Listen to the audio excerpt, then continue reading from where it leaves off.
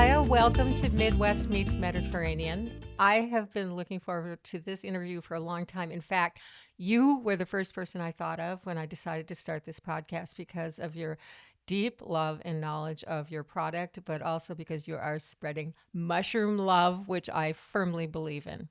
So I want to know about your background. But first of all, hello. How's it going? And It's I'm going very happy well. to be here. Thank you. Thank you. So, I do want to know about your background. I know you have a degree in biology and started foraging for mushrooms. So, tell us about your path to becoming focused on mushrooms and eventually turning that into your business. So originally, fungi was not my wasn't my original plans. I love agriculture. It's just applied biology, and I've always had a fascination with biology. Originally, I was planning on going into aquaponics, which is basically a hybrid between aquaculture, so fish farming, and hydroponics, which is farming in water. So I that's what I went to school for. I really found fascination with that, the symbiotic relationship with that. Essentially, you raise fish in the same system as you do the plants, Mhm. and the fish waste provides the nutrition for the plants, and it allows you to be a lot more efficient with your space, and it allows you to be a lot lower on your inputs. And then you also get two products. You both get the fish and you get the produce, whatever you're growing. I previously worked at after school. I went and worked at Superior Fresh, which is a very large aquaponics facility out in Hickston, Wisconsin, and it was a lot of fun working there. It was a gorgeous system. It was several $100 million of investment that was put into that place, but we raised Atlantic salmon and we also raised baby greens and head lettuce.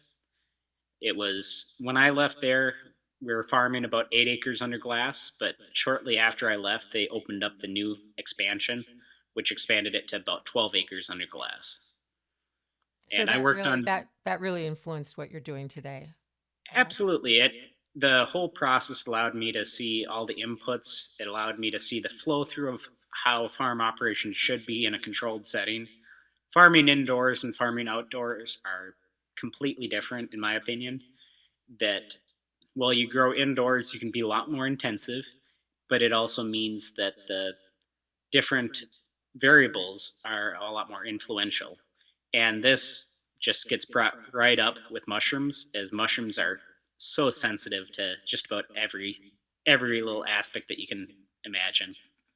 So this With is interesting because when you're foraging, you're basically in nature at discovering what nature has put out for you to discover, and you're talking about an environment where you're controlling absolutely everything. And you like both of those environments, don't you? absolutely, and one of the interesting things that as you forage, you'll learn a little bit more that basically what we're doing in the farm is reproducing these microclimates.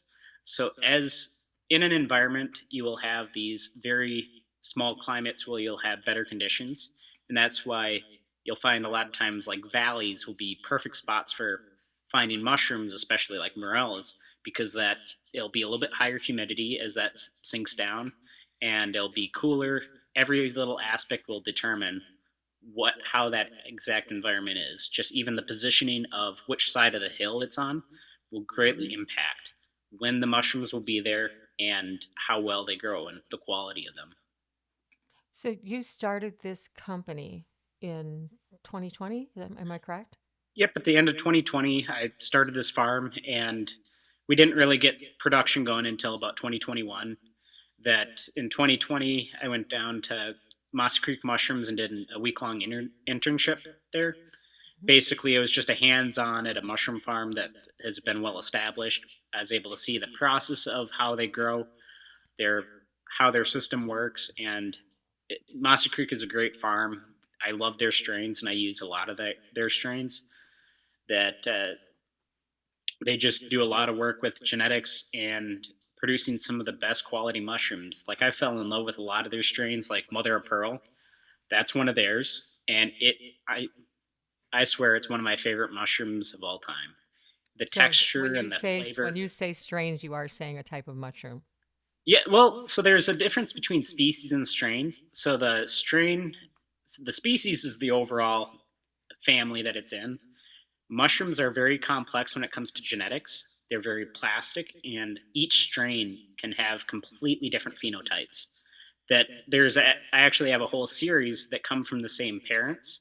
So the mother of pearl is a blue oyster crossed with a snow oyster, and they have other variants that are the same crosses that have completely different phenotypes. They have completely different textures and flavors.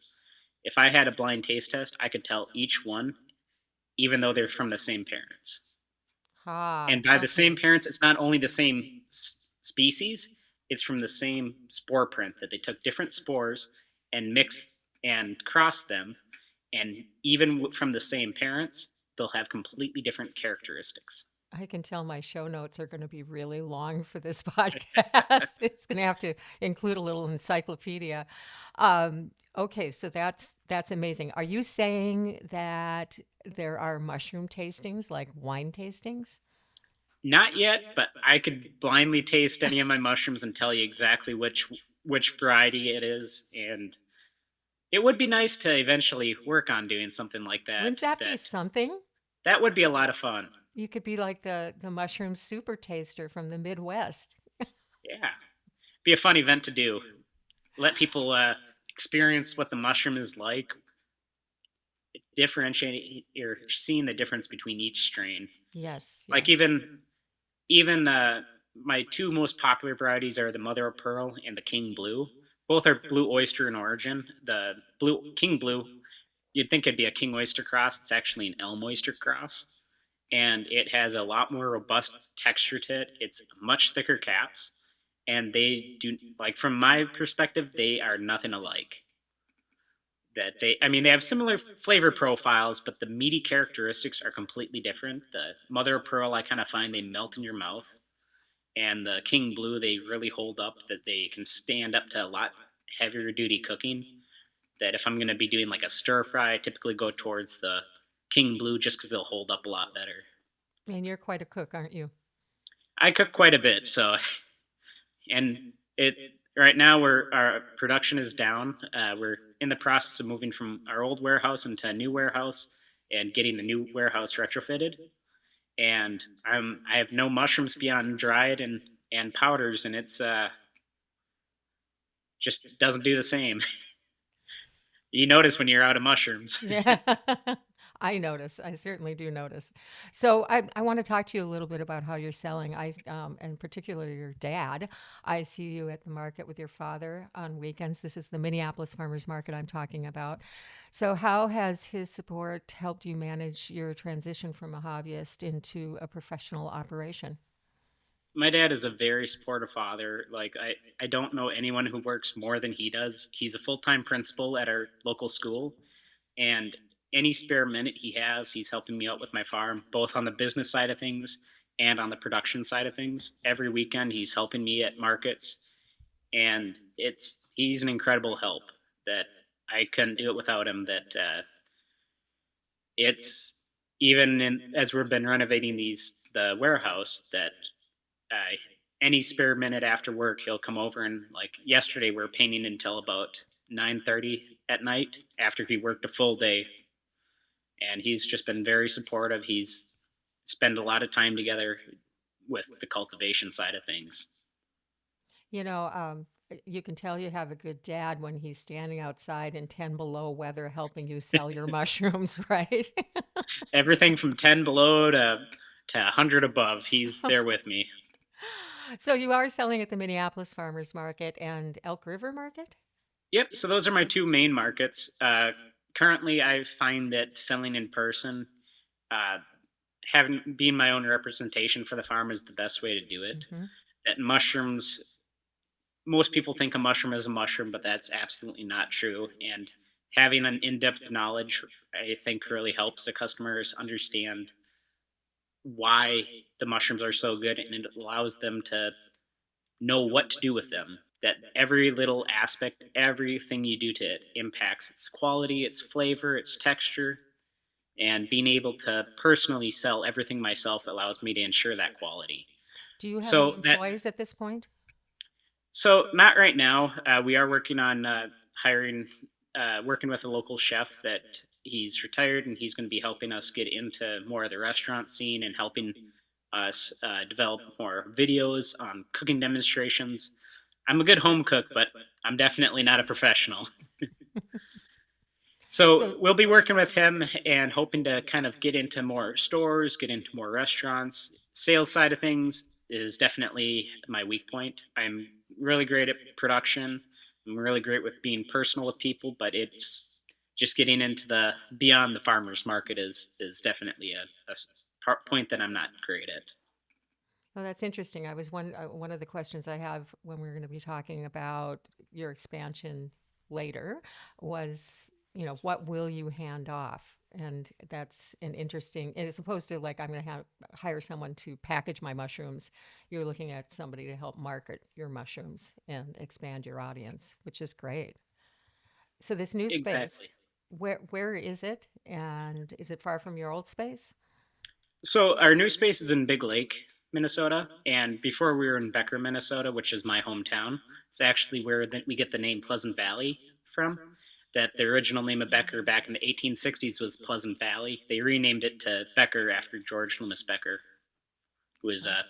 early Minnesota politician. That he's also the one that they named Becker County after. Okay, okay. I want to circle back to one thing that I caught. You did a lot of foraging in the driftless area. Where is the driftless area? What is the driftless area?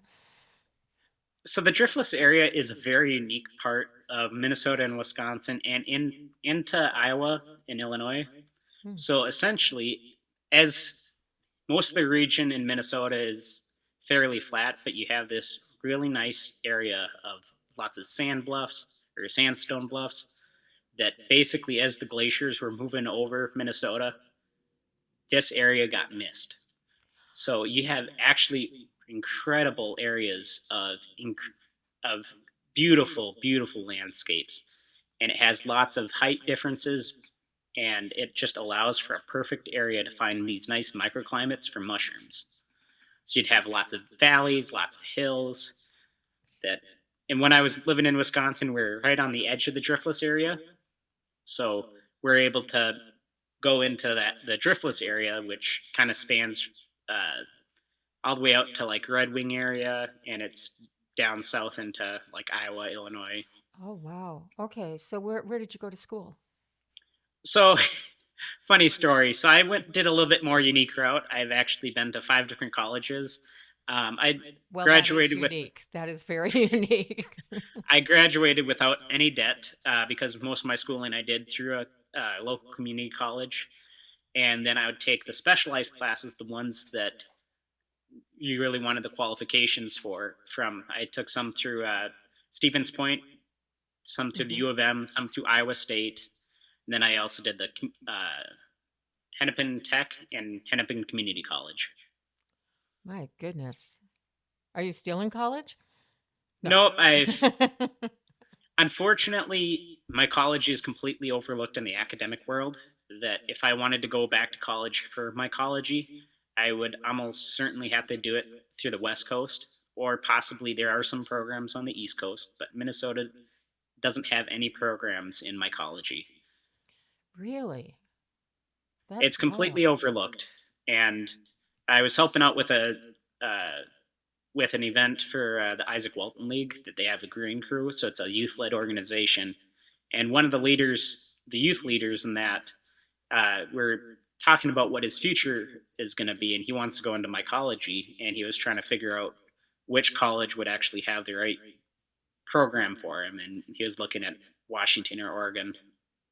Well, you mentioned internships. I assume there's just a fair amount of working within the community. That's more of where the education comes from. There's a lot of farmers that will put out information, but you always have to take everything with the pinch of salt. I've seen a lot of people putting out information on fungi that just is not correct, especially from my experiences.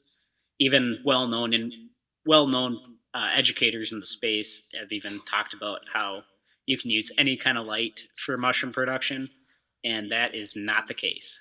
So we use mushroom specific grow lights, and I've used both typical T5 lights and mushroom specific LED lights, and there's a massive difference in color and the quality and mushrooms.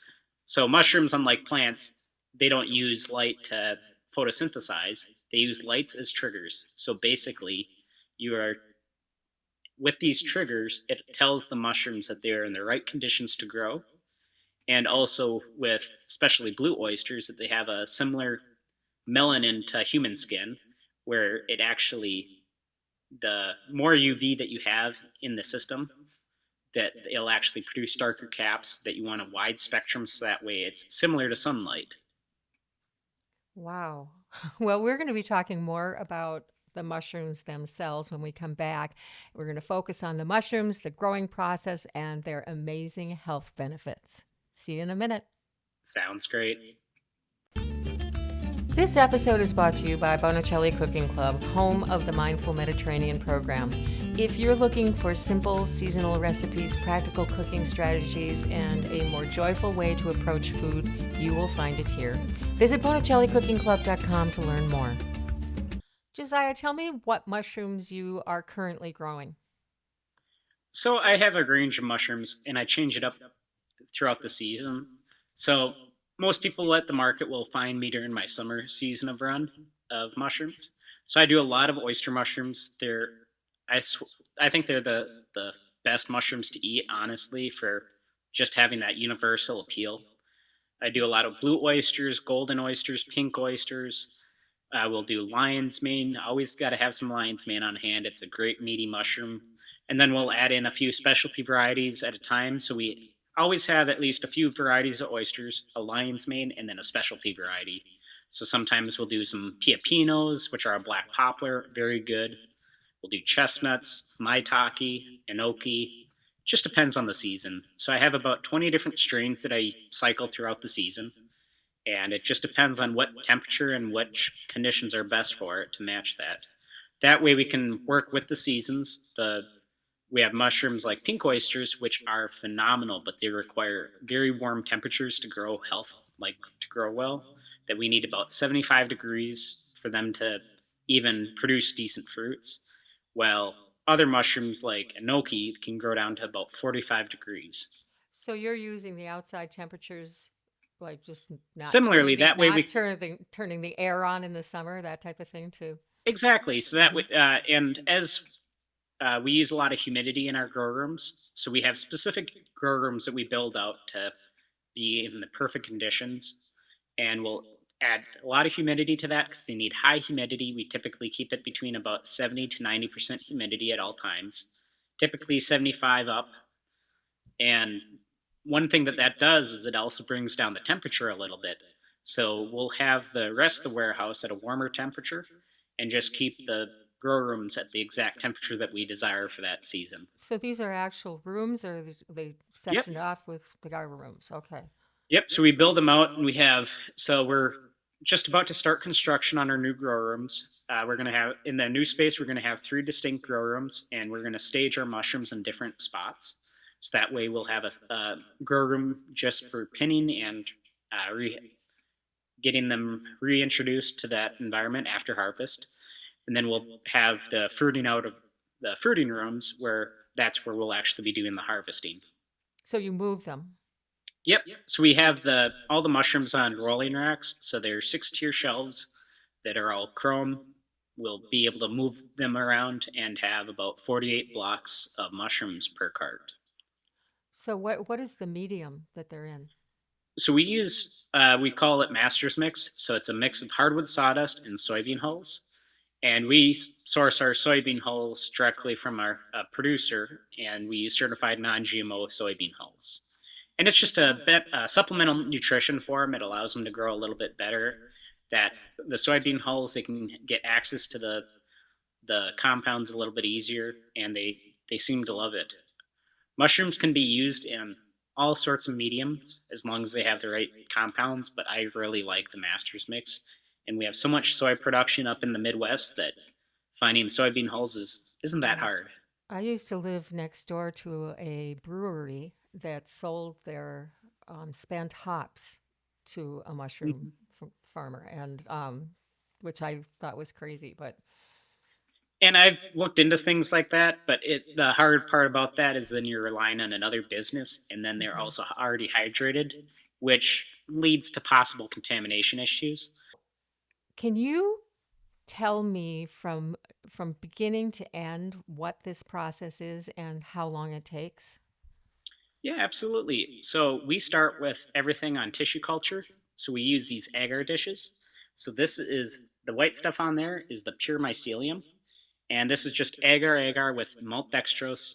That it's basically just a sugar that they like to eat. That we'll take a cutting of this, and then we'll take that cutting, add it to some sterilized grain. We just sterilize whole oats. We get them hydrated to the right level, and then we'll autoclave those so everything in there is dead.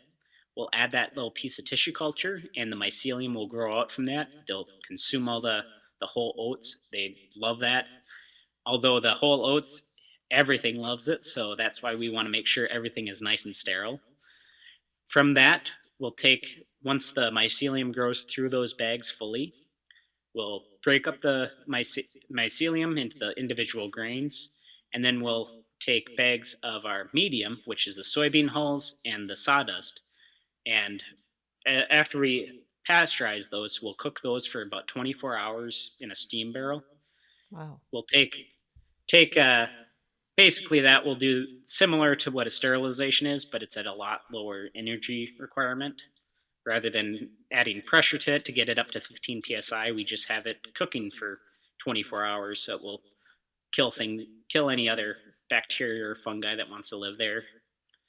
So once that's sterilized or pasteurized, we'll open the bags up in front of a HEPA filter, which is just a hospital grade filter. It's a very clean environment, and we'll add a little bit of that grain to each bag. Typically, about a quarter pound of grain that's inoculated to each 12-pound bag of substrate. We'll close up the bag of substrate, and we'll put that into a dark area that typically will have an incubation room and have it at the right temperature for their that they prefer to incubate at. So each step has a very temperature dependent requirement, and we want to make sure that it's exactly how the mycelium wants to live. That way they can grow as best as possible. This sounds a And lot like cheese making, exactly. with a sterile environment and moving things Hmm. room to room. And so, again, how long from beginning to end? Is it the same for every mushroom, or are they all Nope. different? So all mushrooms have completely different times for each of their aspects. So, like the shortest incubator is lion's mane, that they Hmm. can be ready from inoculation of the bulk substrate, ready to bring into the fruiting room, can be as little as about 10 days. So they Hmm. are very quick. That You can you typically will, practically watch them growing. yeah. Although the lion's mane mycelium is very thin and wispy, so it looks like you're putting in bags of just sawdust into there with little white wisps through it, but those are well established. And lion's mane takes about 2.5, 3 weeks to once you bring them into the grow room to be able to fruit and be at the right conditions. The only issue with lion's mane is that they're very finicky. That any if you're off by any measure, if it's not enough airflow, too much airflow, not enough humidity, too much humidity, if the light isn't correct, essentially any of these changes can impact your harvest. And even within the same conditions, that just even the different spots on the shelf will impact harvest. Wow. So often with lion's mane, I'll a lot of times not even have mushrooms on the top shelf, as there's a little bit less humidity on in that level, as the humidity kind of settles to the ground, and we won't be producing as good of quality at that level, just So, because lion's mane is so sensitive. so people, if you're wondering why good food is expensive, listen to this Everything, conversation. and it's even if we've had times where we've had equipment failure where fans went down just overnight, and it will completely tank production, where it can be a perfectly good crop. And when that airflow shuts off, mushrooms breathe CO2, or they breathe out CO2 and breathe in oxygen just like us. And they will actually suffocate themselves if that airflow is cut off. So we cycle the air in every grow room every about 5 minutes. So every cubic foot of air is taken out of that room every 5 minutes. So to get into this new space was a huge investment to grow. So it's going to be we're actually at a better spot right now. It's not as big of an investment. The location, it was from someone from our church that they own a lot of apartment buildings, and they were planning on using this as that section as more of a storage area. So we got essentially storage rates, especially due to zoning. It's zoned agricultural, so other commercial businesses can't move in there and run out of there. So it's a perfect spot for us, perfect for our business because we're agriculture. So we're perfectly fit for the zoning. It is a lot bigger space. So we were in about 1,800 square feet. Now we're in about 3,100 square feet. So you were kind of busting at the seams in the other place and just sort of expanded into this. Yep, and the nice thing is that previous warehouse we had a lot of challenges. Even just our workflow needed a lot of improvements. So as we do this, go into this new space, we're getting everything prepped. So it's going to be a blank canvas, so we can start everything from scratch and design everything to work as best as possible. How about licensing? Is there a lot involved in that? Inspections, that type of thing? The things that drove me crazy about having a restaurant? So that's depends on where we go. So for farmers markets, it's pretty minimal. I mean, obviously, we do everything to food standards, but as we go into providing processing mushrooms, then we'll have a lot more standards that we'll have to follow. But for food production, standards aren't as crazy as it is food processing. And Okay. I've worked in food manufacturing both in at the greenhouse, and I've worked in other food manufacturers.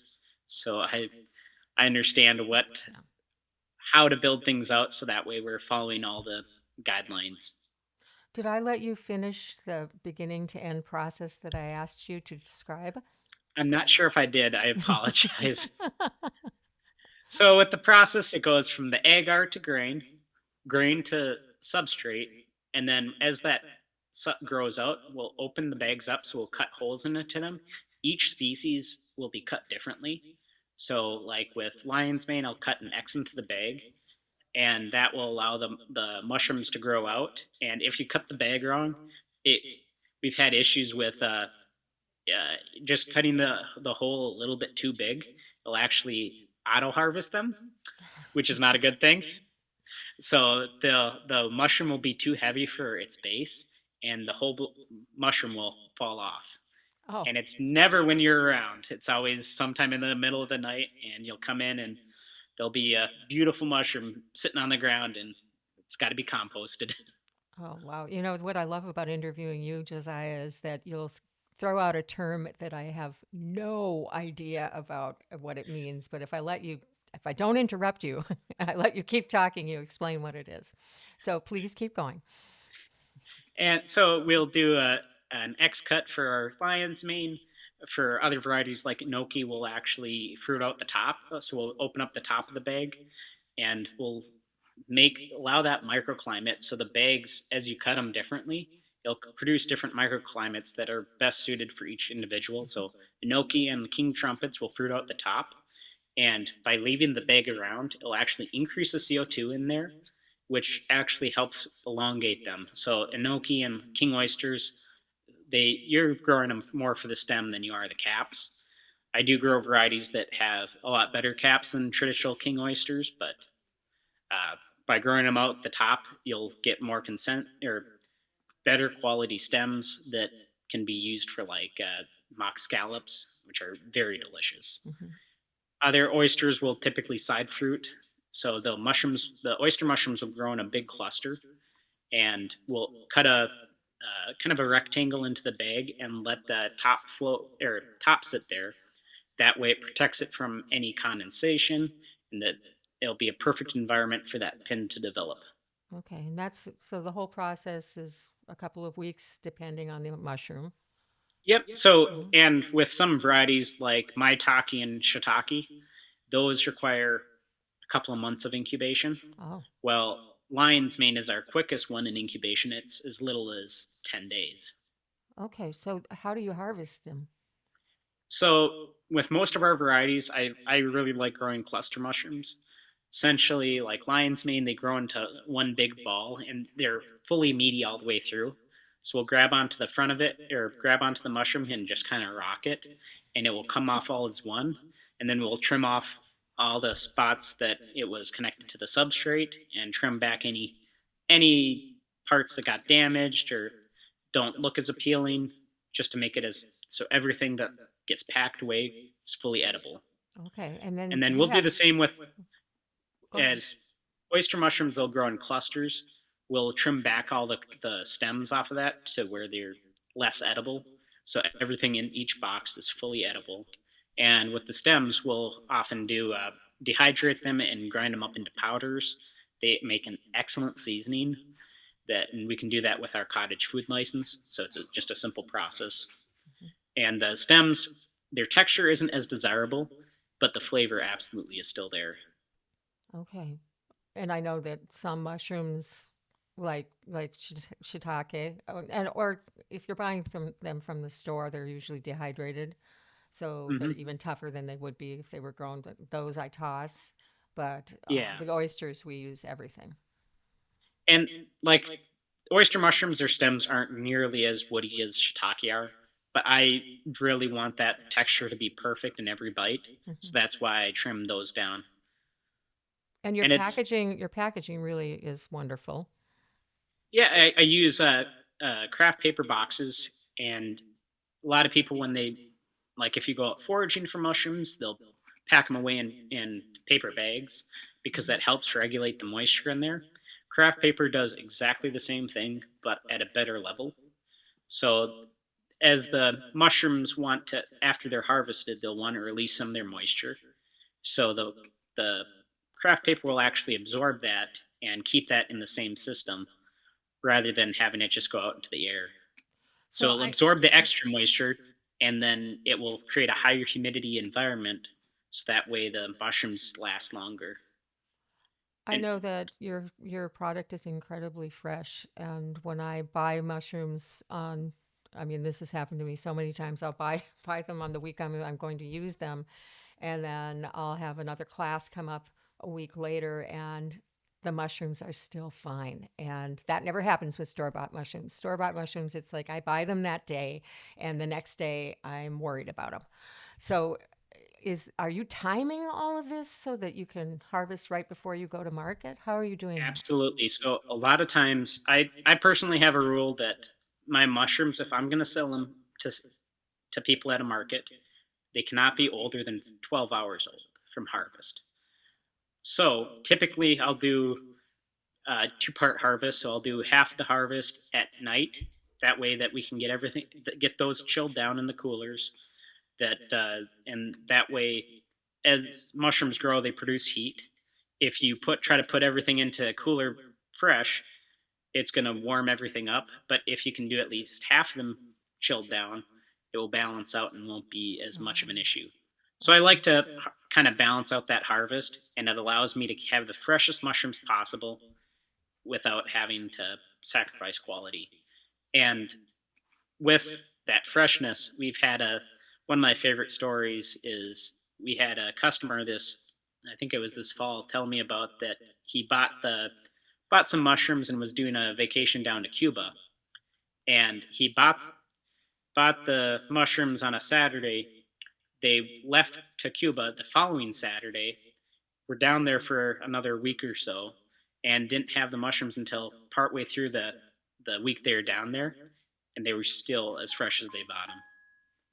That yeah. they were just raving about that quality, and it's like I recommend up to 2 weeks at max, just because that's when they start to churn. But he took them all the way down to Cuba on a vacation, flying down there on a commercial airline, and still had them be high quality. Well, I really appreciate that because one of my greatest pet peeves being in food is that I it's really hard to control how long things have been sitting in a cooler or on the shelves, and you really have no way of knowing. And that's one of the reasons I shop personally, and how I wound up at the farmer's market was because that drives me crazy. I want to know that food is as fresh as it possibly can be, because it doesn't, you know, it, and the fact that your mushrooms maintain for so long must speak to their nutritional density, I think. Oh, absolutely. And like that's one of the reasons why I fell in love with indoor agriculture is it allows you to get the food closer to where people are rather than relying on importing them or from overseas or from even across the country. I mean, the average head of lettuce travels 1,000 miles before it lands on someone's plate. Hmm. That I find that to be absurd and that we should be focusing more on local production. That if you go to the grocery store, 90% of the produce is either going to be from a imported overseas or is from California or Arizona. And I find that to be absurd at why we're wasting so much fuel and time as nutrition dies off incredibly quick. Even spinach loses most of its nutritional value in the first 12 hours. Yeah. Yeah. Well, I think you're speaking to our rather broken food system. And I wish we would adopt much more of a European model.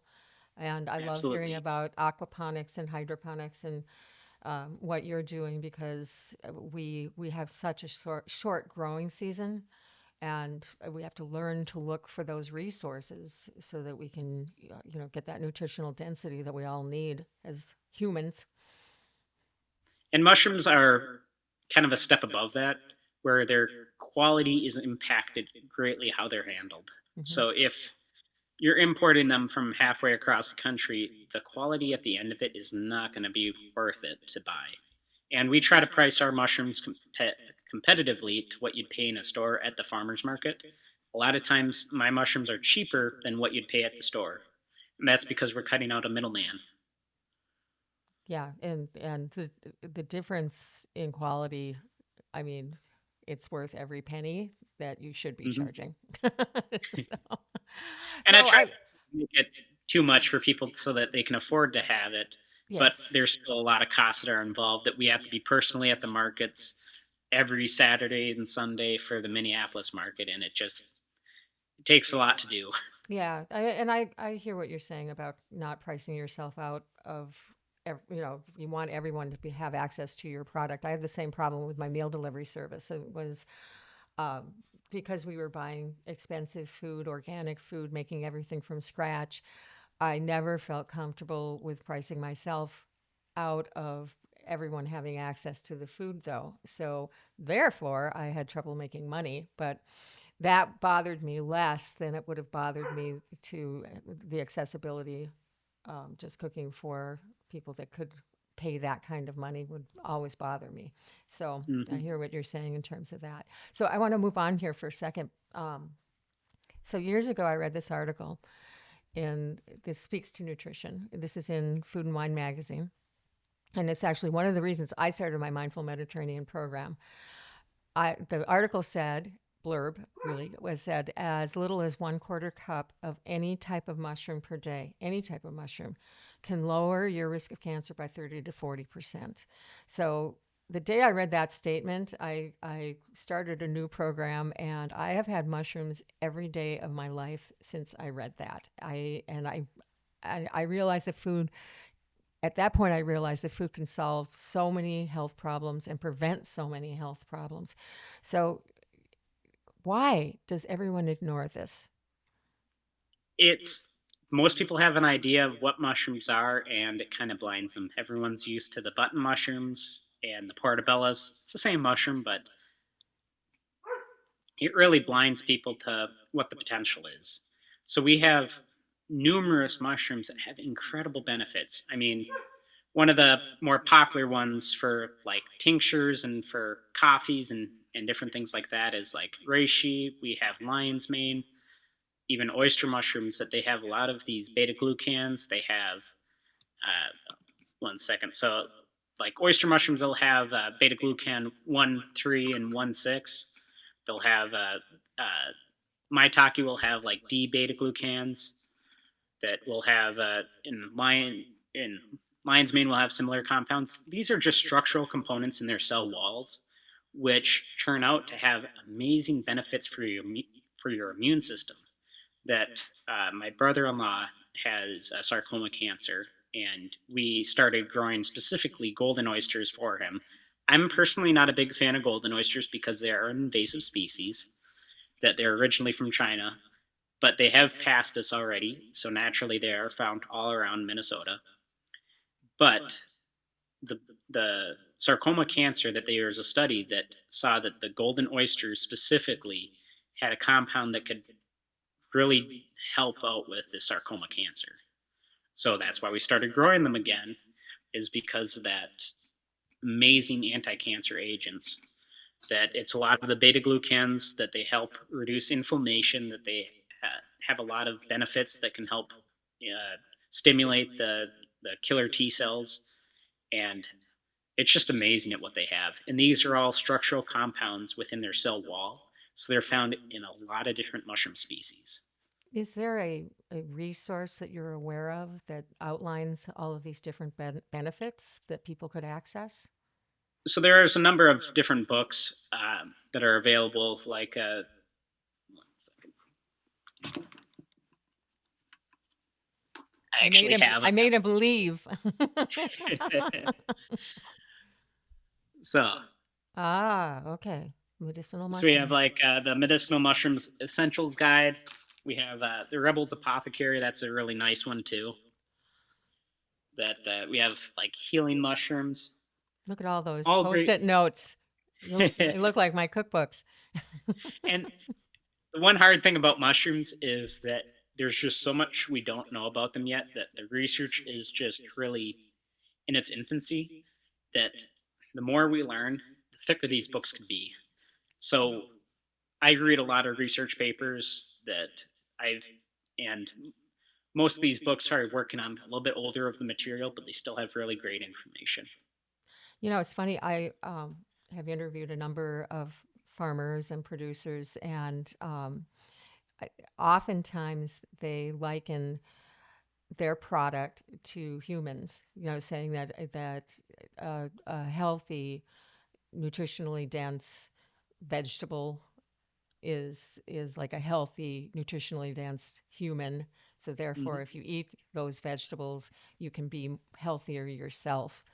Mm-hmm. And I think that that's when you buy asparagus and it's a week and a half or 3 weeks old, that as opposed to the asparagus that was picked at 3 o'clock in the morning and you buy at 6 o'clock in the mornings, or your product 12 hours, that's the limit.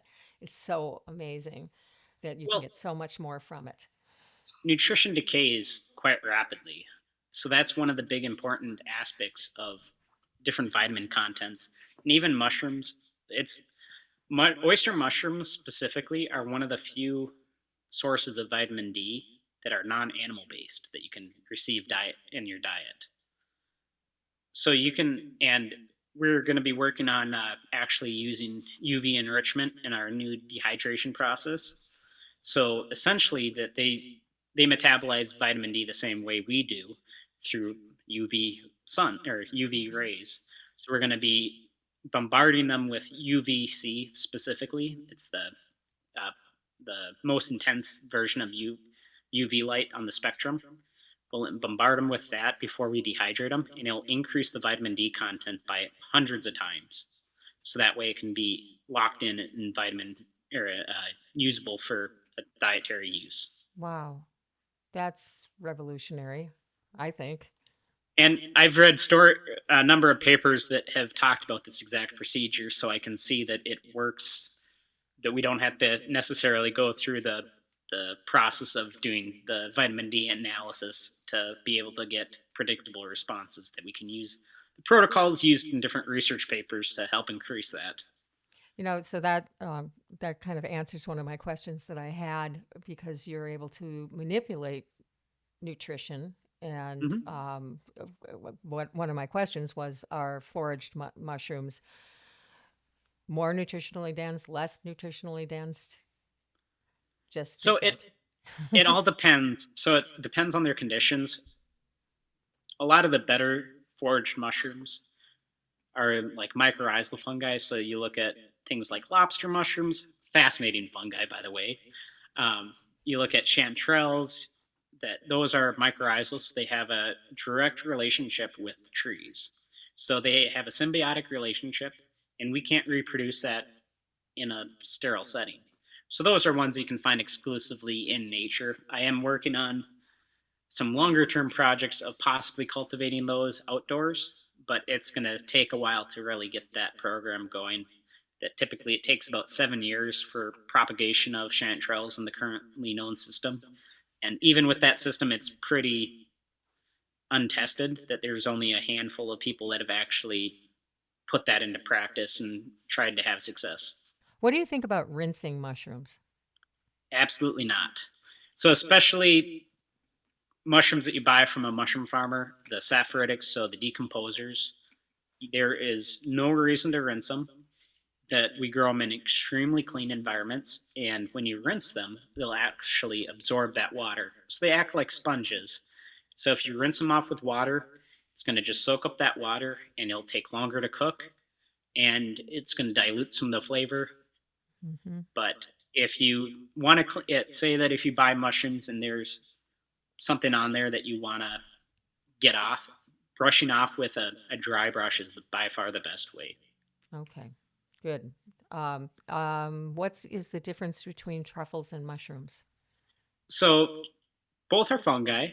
Truffles are going to be growing the fruiting body for truffles is underground, and mushrooms are above ground.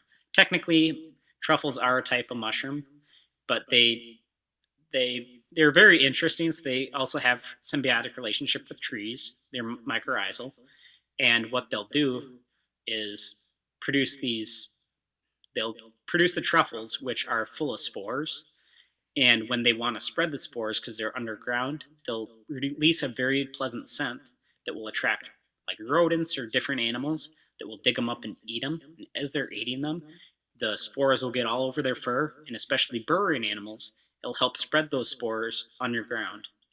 So that's why truffles smell so pleasant, is they're made to attract animals. As mushrooms, they'll use the wind or other insects to help spread their spores. Okay, so that's interesting. I think I'm allergic to truffles. I've had quite a reaction several times, and I love the smell and I love the flavor, but I get sick when I eat them. And is that with actual truffles or with truffle oil? Because those are two different things. Because truffle oil, they'll Actual actually truffles. use. Okay.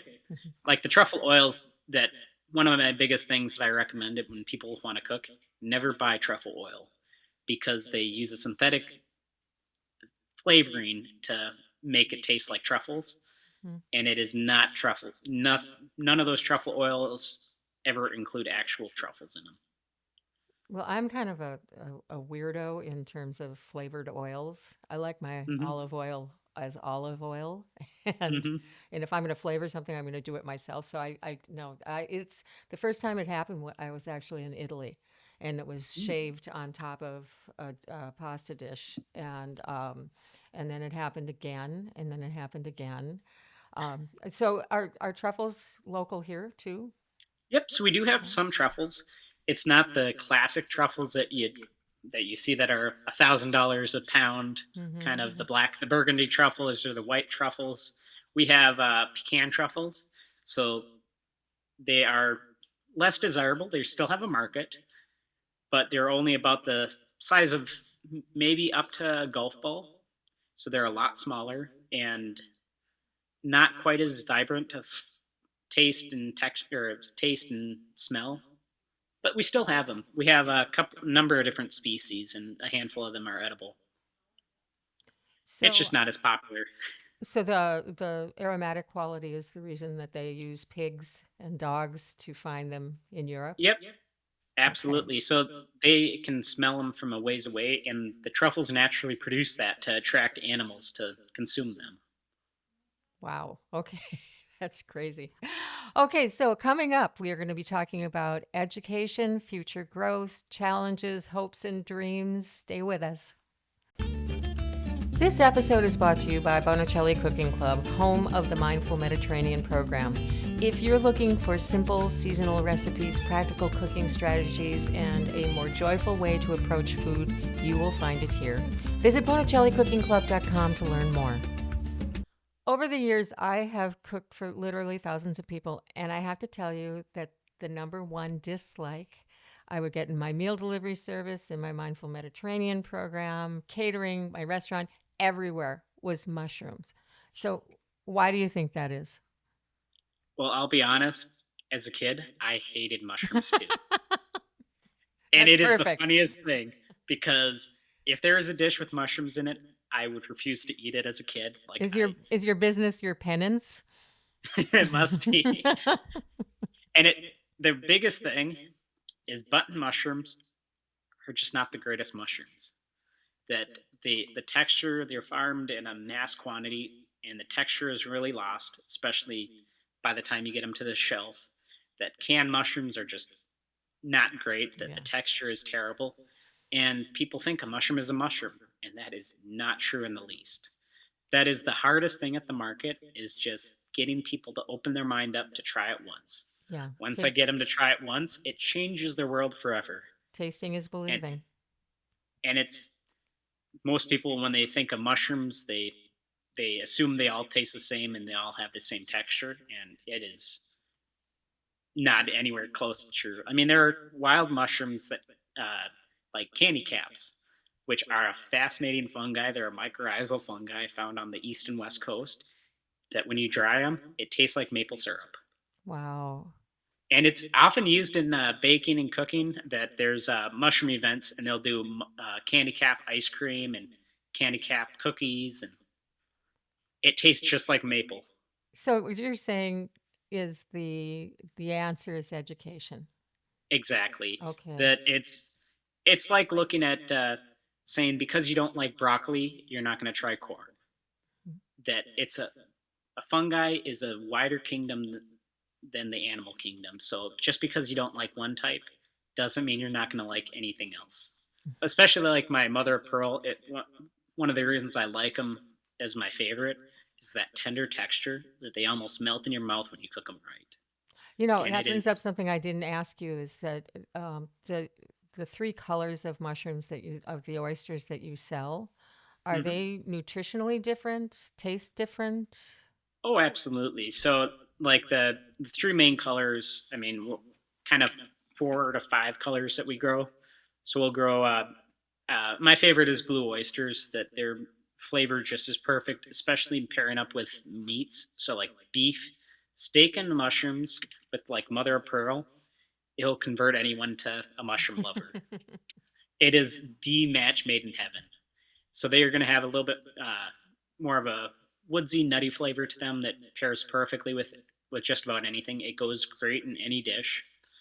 So those are blue oyster, it's a Pleurotus austratus, and then we also have pink oysters, which are the complete opposite. They have very distinctive flavor. They have a nice meaty texture. They have really thin petals, and they're a tropical mushroom found typically in like Indonesia, Mexico, southern latitudes, and they require extremely hot temperatures to grow well. And they have kind of a porky, nutty flavor to them, also known as the bacon mushroom, because you can actually Hmm. make a delicious vegan BLT with them. I'm an omnivore, but pink oyster BLTs are delicious.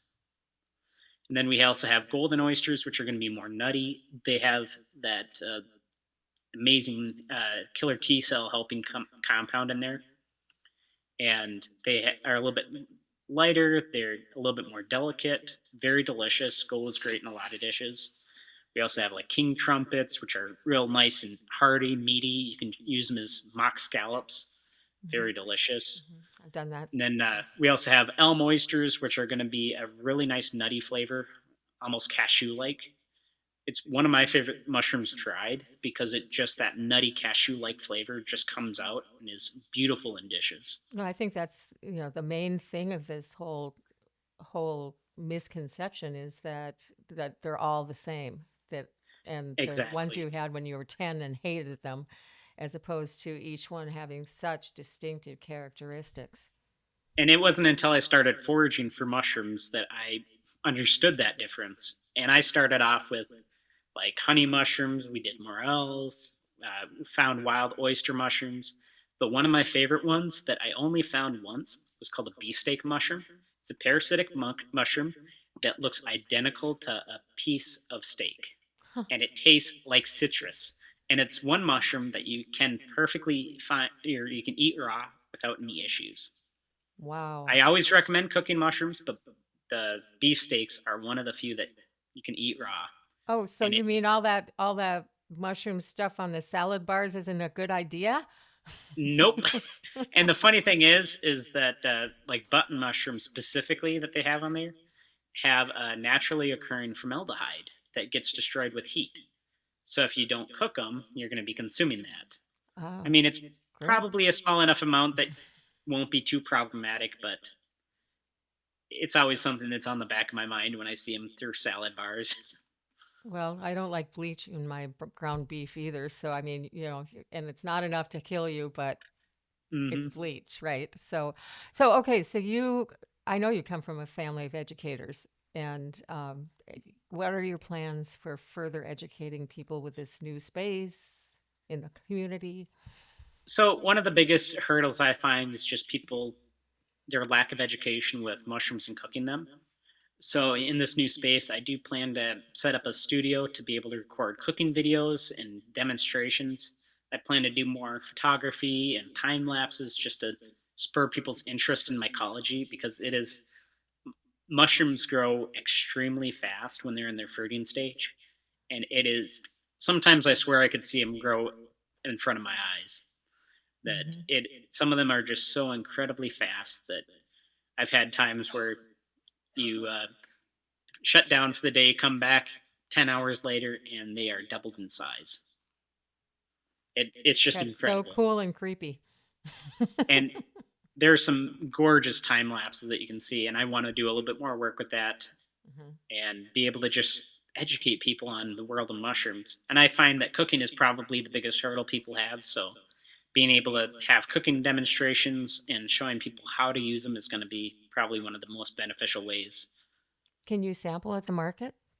Yep. So we're going to be working on that this year. Mhm. Is getting our booth into having sampling at the market, and then also being able to do cooking demonstrations at the market as well.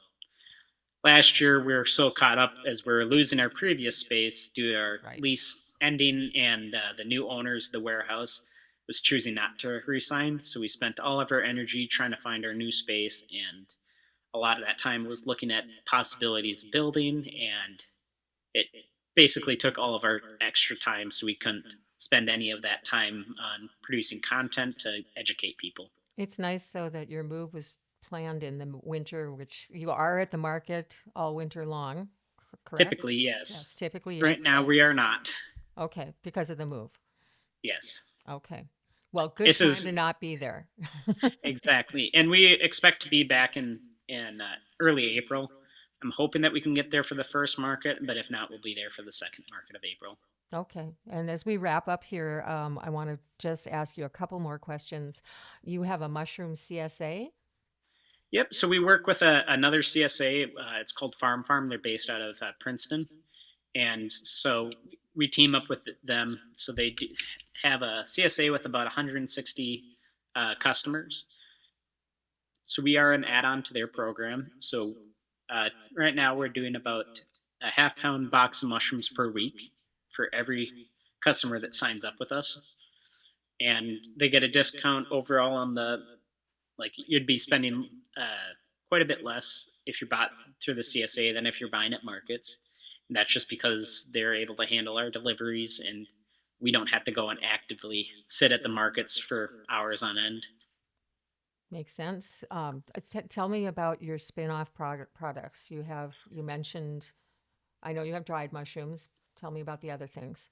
So we have a couple of spin-off products. Typically, it's allowing us to use mushrooms that either they were harvested at the wrong time. So mushrooms, their harvest window is extremely small. Typically, you have about a 24-hour window to harvest, but some varieties it's 8 hours before prime time. So if say we have mushrooms that got delayed for whatever reason. It could even be just the microclimate of when that block was ready to produce. That will harvest them, dehydrate them, and then grind them up into a powder. Some mushrooms, like lion's mane, they have incredible health benefits. So lion's mane has arenaceae and hericenomes, which helps a lot with neuron growth. And like, there's more research that needs to be done on that. But every day we have people talking to us about amazing benefits. Like, people have had improved from strokes utilizing lion's mane and had incredible improvement. I've got a good friend that got his sense of smell and taste back after losing it from COVID by taking lion's mane. He also noticed that his night vision was getting better. And there's more research being done every day on the benefits of that. That basically a lot of these um, problems that happen from neurons deteriorating can be improved with lion's mane from their arenaceae and hericenomes. So when you're doing this drying process, does that intensify or take anything away from the mushroom? So drying can harm the compound qualities. That's why we use low temperature dehydration.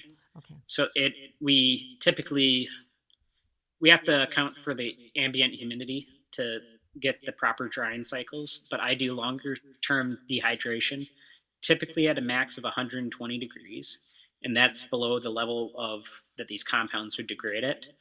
A lot of farms will do 8 hour, 12-hour dehydrations at higher temps, but I would rather do a longer term Mhm. dehydration at a lower temp to preserve these compounds. That makes a lot of sense. Um, so, last question. If you could bust one myth about mushrooms, what would it be? So with that, I would say that a mushroom is a mushroom is the biggest myth. That just because you don't like button mushrooms doesn't mean that you're not going to like oyster mushrooms. It is the biggest problem that we run into, and the biggest recommendation is just try it once, Hmm. and it will change your world forever. Build it and they will come. Exactly. Hardest part about farmers markets is just people's association with button mushrooms and getting them to try something new. Yes, We yes. we are more expensive than button mushrooms, so that's another hard thing that people see the quality of those and how cheap they are, and don't see the value of it until they actually try it. No, And that's it why it's going to be so wonderful when you can demo at the market, and exactly. people will be able to go to your website and watch little movies about it. It'll be really, Mhm. really helpful. So tell us where we can find you and online and in person. So my most popular places to be at is the Minneapolis Farmers Market, where they're Mhm. every Saturday and Sunday that it's open. So typically during the wintertime, it's every other Saturday from the end of December into the end of March. And then once we get into April, it's every Saturday. And then after April, it's every Saturday and Sunday from, what is it, 6 to 1. So that's a huge market. Do you have a specific spot where you are all the time, or do you move around? So we move around occasionally. We're typically on in the 200s sections, typically that they try to keep us in a general area. But Mhm. in the 200s is my favorite spot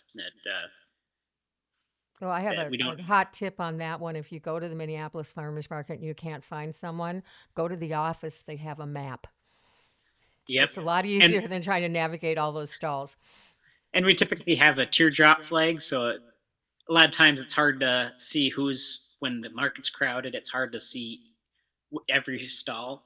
You can always look for the sign that says fresh mushrooms. Okay. Okay. Well, listen, this has been absolutely wonderful, very educational, quite scientific, especially for someone like me. But I have enjoyed this thoroughly. I love your product. And thank you so much, Josiah. Absolutely, it was a joy to be on here. And if you have any questions, you can always feel free to reach out to me. Well, we'll have you back after you're established in your new place, and we'll do this again. I'd love to do a nice video of my new setup once it's done. Okay. Thanks, Josiah.